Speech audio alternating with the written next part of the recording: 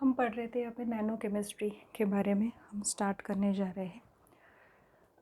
Nano chemistry basically ये है कि जो भी चीज़ें आप यूज़ करते हो, लाइक जो भी गॉगल्स है, सन ग्लासेस है, बहुत छोटी छोटी चीज़ें यहाँ पे दी हुई है कि इवन हम कुछ क्लीनिंग प्रोडक्ट्स यूज़ करते हैं, हर एक चीज़ इसमें बिलोंग कर रही है, नैनो केमिस्ट्री में वहाँ पे बिलोंग कर रही है।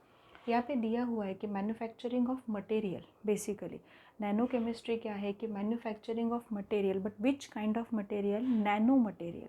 नैनो मटेरियल जो है उसका मैन्युफैक्चरिंग करना, यही है वहाँ पे नैनो केमिस्ट्री का main M. DVD CD player जो होते हैं, मतलब आजकल तो बहुत कम दिखाई देते हैं, बट तभी डीवीडी सीडी प्लेयर जो होते हैं उसमें हमें लेज़र्स मिलते हैं, एक पार्ट जैसे हम बोल सकते हैं, लेज़र्स मिलते हैं। Those lasers are of nano size. Nano size component उसे कहा जाता है। बहुत ही छोटा सा कंपोनेंट उसमें होता है। नैनो साइज़ मतलब बहुत ही कम साइज़ वाला कंपोनेंट वहाँ पे होता है। मतलब हम ये देख सकते हैं ये चीज़ को कि नैनो साइज़ का मतलब क्या है।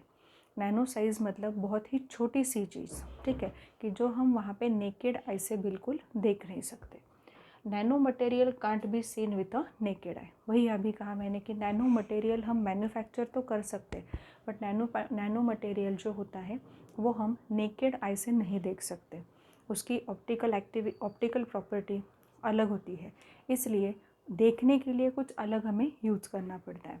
सो बेसिकली नैनो मटेरियल जो है उसका मैन्युफैक्चरिंग करना, यही नैनो केमिस्ट्री जो है उसका मेन एम वहाँ पे कहलाएगा।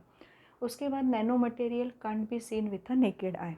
अब नैनो मटेरियल की अगर बात आ ही रही है तो हम थोड़ा सा यहाँ पे गौर करते हैं।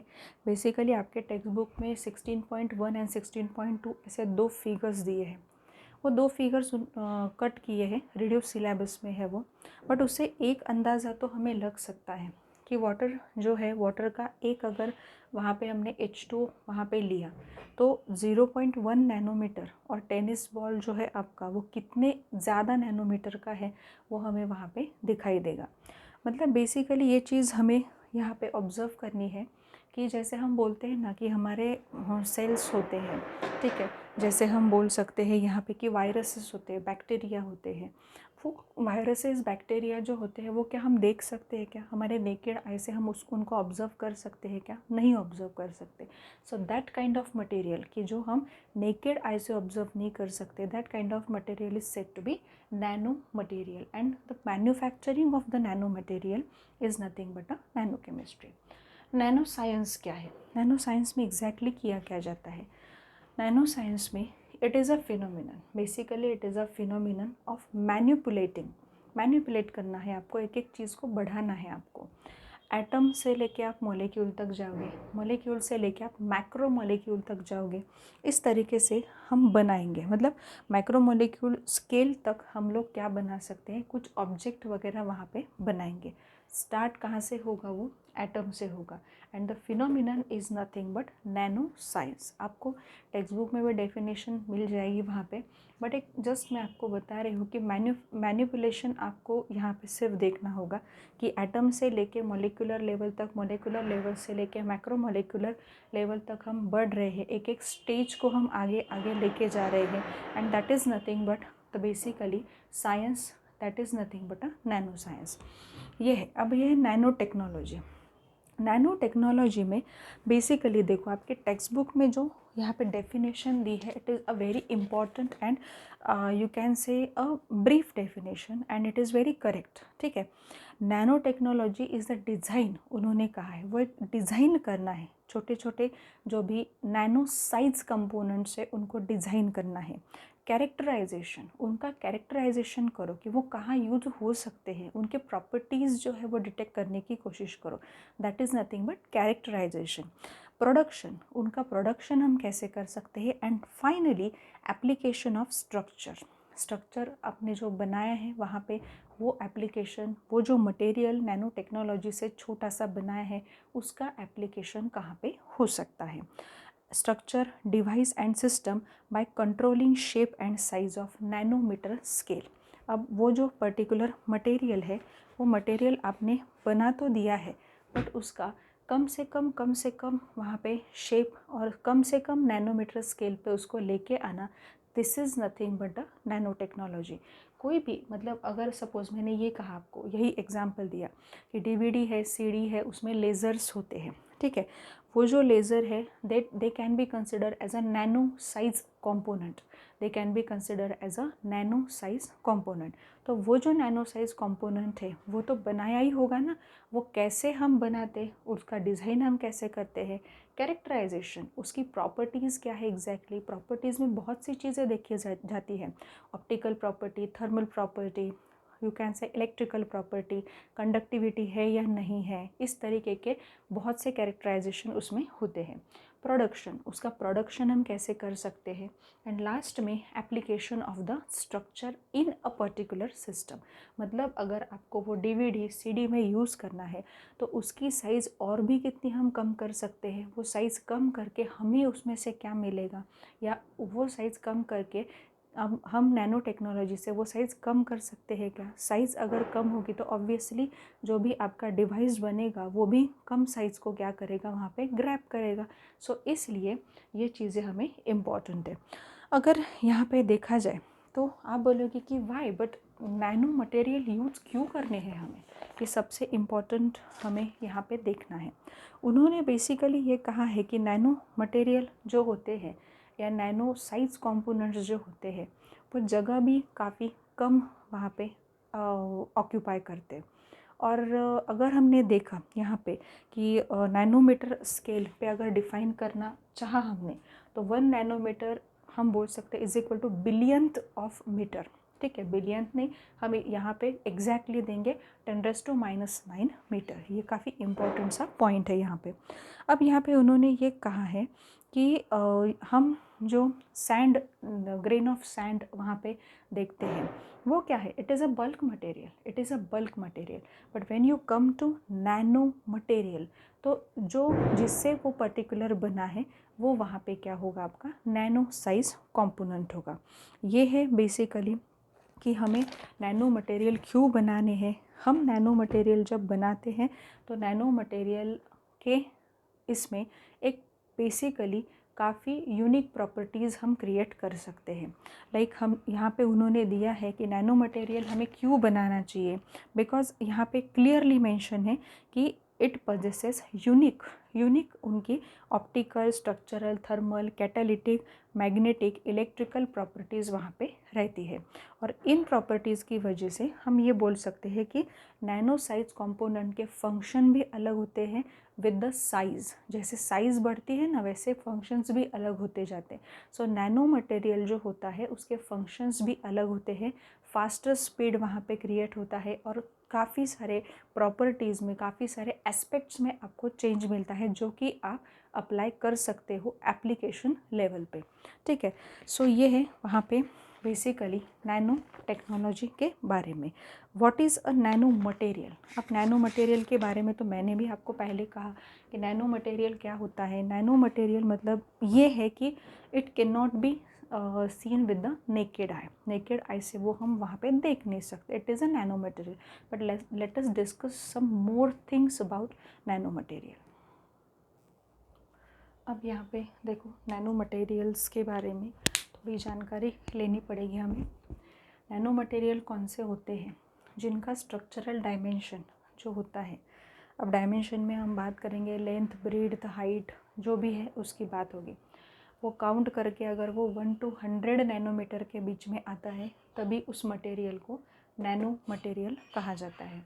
Nano materials are larger than single atom. Single atom से वो थोड़े बड़े होते हैं बट बैक्टीरिया, सेल्स जो होते हैं उनसे थोड़े छोटे होते हैं। Nano structured materials, nano structured material कौन कौन से हैं। Nano structured material organic, large organic molecule हो सकते हैं। इनऑर्गेनिक क्लस्टर कंपाउंड, मतलब क्लस्टर मतलब क्या, एक इसमें एकदम से क्लस्टर बनाना, ठीक है। तो वो cluster compounds. Metallic, semiconductor particle जो होते हैं वो नैनो स्ट्रक्चर्ड मटेरियल केमिस्ट्री में हम उनको बोलते हैं। ये काफ़ी इम्पॉर्टेंट है। अब ये जो पर्टिकुलर है कि 0, 1, 2 डायमेंशनल नैनो स्केल सिस्टम। अब 0, 1, 2 dimensional nano scale system exactly क्या है? 0 डायमेंशनल नैनो स्ट्रक्चर्स कौन होते हैं? एग्जाम्पल है नैनो पार्टिकल्स, ठीक है, example nano particles. All 3 dimensions are less than 100 nanometre. Dimensions हमें पता है, जो भी चीज़ें हम देखते हैं उनके डायमेंशन जो है वो अगर लेस देन 100 नैनोमीटर है तो वो चीज़ होती है वहाँ पे 0 डायमेंशनल नैनो स्ट्रक्चर। 3 मतलब लेंथ, ब्रेड्थ, हाइट, इस तरीके से कुछ वहाँ पे उन्होंने वहाँ पे ऑब्जर्व किया है। 1 dimensional example nano wire, nano rods होते हैं, नैनो वायर्स होते हैं, उसमें 2 डायमेंशंस, कोई भी 2 डायमेंशन लेस देन 100 नैनोमीटर अगर है तो वो वहाँ पे 1 डायमेंशनल नैनो स्ट्रक्चर कहलाता है। 2 डायमेंशनल नैनो स्ट्रक्चर क्या है? थीन फिल्म्स जो होते हैं, थीन फिल्म्स जो है वो कहलाते हैं वहाँ पे 2 डायमेंशनल नैनो स्ट्रक्चर। 1 डायमेंशन जो है उसमें से कोई भी एक डायमेंशन अगर लेस देन 100 नैनोमीटर रहा तो it is said to be 2 dimensional nano structure. अब हमें बहुत अच्छे से एग्जाम्पल अगर देखना है कि यूज़फुल एग्जाम्पल जो जैसे हम बोलते हैं कि एप्लीकेशन है नैनो केमिस्ट्री का, बेसिकली नैनो केमिस्ट्री का एक यूज़फुल एप्लीकेशन है हमारा सनस्क्रीन है जो हम लगाते हैं वहाँ पे। जो सनस्क्रीन क्या करता है वहाँ पे यूवी रेज को स्किन पे अफेक्ट नहीं होने देता, यह रिफ्लेक्ट वहाँ से कर देता है। वो सनस्क्रीन भी एक तरीके का नैनो केमिस्ट्री का एप्लीकेशन वहाँ पे है। सो बेसिकली हमें ये चीज़ देखनी है कि डेफिनेशन नैनो केमिस्ट्री की एग्जैक्टली उन्होंने क्या दी है। It is the combination of green of chemistry and nano science. Basically nano chemistry है क्या? नैनो केमिस्ट्री में हमने नैनो साइंस पढ़ा है और केमिस्ट्री भी पता है, उनका कॉम्बिनेशन है।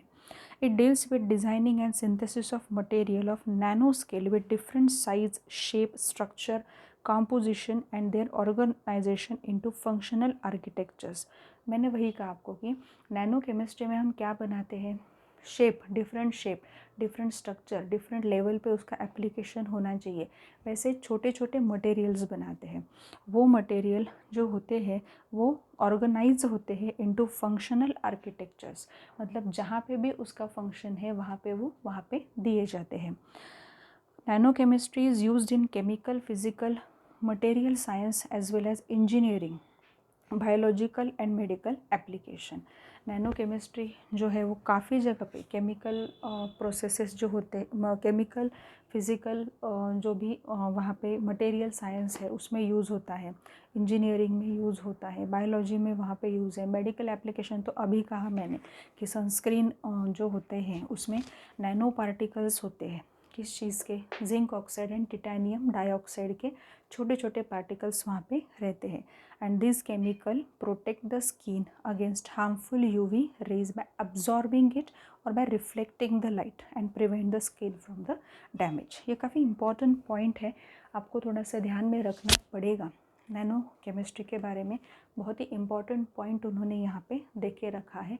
तो वो पॉइंट ये है कि मेडिकल साइंस में एक सनस्क्रीन लोशंस होते हैं, वो सनस्क्रीन्स जो होते हैं उसमें क्या क्या यूज़ होता है? नैनो पार्टिकल्स होते हैं उसमें zinc oxide and titanium dioxide के वहाँ पे नैनो पार्टिकल्स होते हैं। ये क्या करते हैं? यूवी रेज को आइदर एब्जॉर्ब कर लेंगे, आइदर वो वहाँ पे रिफ्लेक्ट कर देंगे, so that skin can be prevented from the damage of the UV rays. So it is important to note the application. उसके बाद है characteristic features of nano particle. Nano particle के कैरेक्टरिस्टिक फीचर्स जो है वो वहाँ पे पढ़ने हैं, बट वो कैरेक्टरिस्टिक फीचर्स जो है वो पढ़ने से पहले ये सारे पॉइंट्स आपको क्लियर आउट होने चाहिए। कैरेक्टरिस्टिक फीचर्स क्या क्या है वहाँ पे? कि कलर है, सरफेस एरिया है, कैटालिटिक एक्टिविटी है, ठीक है, थर्मल प्रॉपर्टी है। थर्मल प्रॉपर्टी से कट किया है उन्होंने। अभी मैं बता देती हूँ आपको कि यहाँ पे कौन से पॉइंट्स आपको लेने हैं और कौन से पॉइंट्स नहीं चाहिए। Thermal properties 347, thermal property, mechanical property, electrical conductivity, synthesis of nano material, wait chemical synthesis of nano material.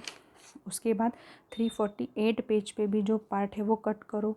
Schematic representation of sol gel process of synthesis of nano material, उसके ऊपर वाला ये 348 बेसिकली पूरा cut है।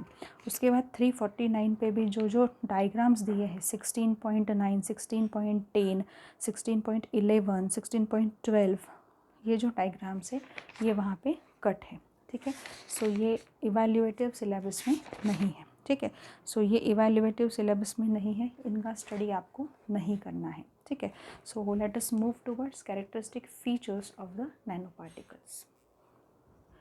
ये काफ़ी important से points हैं यहाँ पे जो पढ़ने हैं हमें फीचर्स ऑफ नैनो पार्टिकल्स के बारे में। पहले बात करते हैं कलर की। नैनो पार्टिकल के बारे में हम बात करते हैं, बट पहले उसका एलिमेंटल कंपोजिशन देख लेते हैं। जैसे मैंने एक हाथ में रखा है गोल्ड का piece which is called as elemental gold. ठीक है, और उसी गोल्ड का एक छोटा सा नैनो पार्टिकल मैंने लिया है, और उस नैनो पार्टिकल लगभग मैंने यहाँ पे उन्होंने मेंशन किया है कि सपोज़ अगर आपने यहाँ पे 100 गोल्ड के एटम्स एक जगह पे लिए और एक जगह पे एलिमेंट गोल्ड का लिया है, तो एलिमेंटल गोल्ड कैसे शाइन करता है, येलोइश शाइनिंग उसकी होती है। बट अगर उसी से आपने 100 एटम्स गोल्ड के निकालिए तो वो जो 100 एटम्स होते हैं ना, वो समहाउ आपको रेडिश कलर के दिखाई देंगे। बोलने का मतलब ये है कि एलिमेंटल गोल्ड का कलर अलग ही है, बट उसी एलिमेंटल गोल्ड से अगर आपने 100 पार्टिकल गोल्ड के निकाल लिए तो वो कॉम्बिनेशन में मोर ओवर आपको रेड नज़र आता है। कलर जो है वो इस तरीके से बदलाव देता है when you are going from elemental composition to nano composition. ठीक है, नेक्स्ट है सरफेस एरिया। ये थोड़ा सा मैं मेरी तरीके से समझा देती हूँ आपको। Surface to volume ratio, high surface to volume ratio is very important for the nano particles. Suppose मैंने ये किया कि ये एक यहाँ पे एक क्यूब है मेरे पास, ये जो है ये क्यूब मेरे पास है, और ये क्यूब जो है ये क्यूब मैं यहाँ पे यूज़ कर रही हूँ। ठीक है, मैं केमिकल रिएक्शन में एज अ एलिमेंट करके इसका यूज़ मैं वहाँ पे कर रही हूँ। बट यही क्यूब जो है इसको अगर आप नैनो स्केल में क्या करोगे, डिवाइड करोगे। जैसे मैंने यहाँ से डिवाइड किया, ठीक है, जैसे मैंने यहाँ से डिवाइड किया, यहाँ से किया, यहाँ से किया, तो क्या मिलेगा आपको, छोटे छोटे छोटे छोटे क्यूब आप यहाँ पे क्या करोगे, आपको मिलेंगे। मतलब एक प्रॉपरली कट किया मैंने वहाँ पे। ठीक है, कि surface to volume ratio high होना चाहिए नैनो पार्टिकल के लिए, ये तो ठीक है। बट यहाँ पे ये एक क्यूब है जिसे हम केमिकल रिएक्शन में इन्वॉल्व कर रहे हैं, केमिकल प्रोसेस में इन्वॉल्व कर रहे हैं। ये क्यूब कोई ऐसा वैसा नहीं है, ये केमिकल का एक क्यूब है, वहाँ पे एक एग्जाम्पल दिया हुआ है। बट इसी को अगर आप वहाँ पे कट करोगे तो छोटे छोटे छोटे छोटे और क्यूब्स आपको मिलेंगे। मतलब क्या होगा, केमिकल रिएक्टिविटी यहाँ पे बढ़ेगी। हम अगर एक ही क्यूब लेते तो उसी को एक ही मैन्युफैक्चरिंग में, एक ही केमिकल प्रोसेस में अप्लाई कर पाते।